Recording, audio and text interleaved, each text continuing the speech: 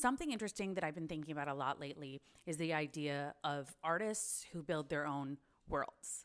You think about it a lot in terms of sci-fi for sure. Okay, this is my 17-year-old Chewini Doug. For instance, in the Sofia Coppola cinematic universe, you know that it's going to be shot on film, low contrast, pastel color palette, female centric, with a theme of isolation in some form. With Wes Anderson, you know it's probably going to be an ensemble cast. You know that the film is going to stick with a certain color palette. You know that there's going to be the Wes Anderson font. I'm forgetting what it's called. And there's going to be a certain sense of whimsy and maybe like ironic detachment. So I was thinking about this because I read an article in Elle called Can This Fashion Writer Be the Next Nancy Meyers?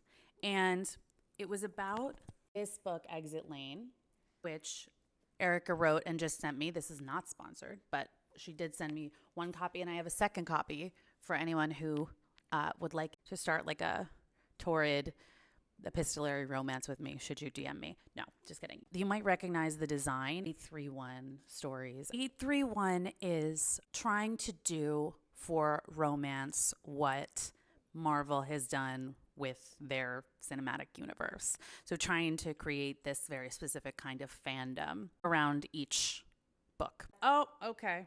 In the article, Eric is talking about wanting to be the next Nancy Meyers. And having read the book, I was sort of thinking, wouldn't she be referencing more Nora Ephron? The book follows two characters over the course of several years who meet on a road trip from Iowa to New York.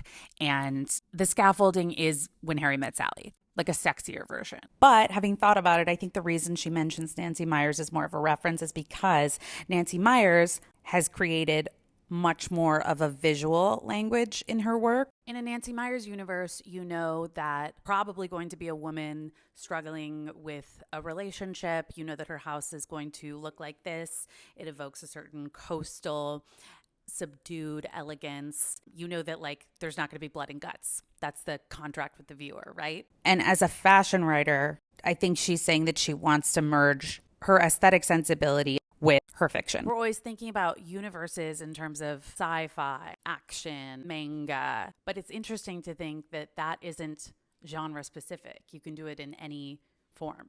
What I like about this book and 831 in general is the books are novellas, so you can kind of read them in an afternoon. DM me if you want my second copy. And if you've read it, let me know what you think.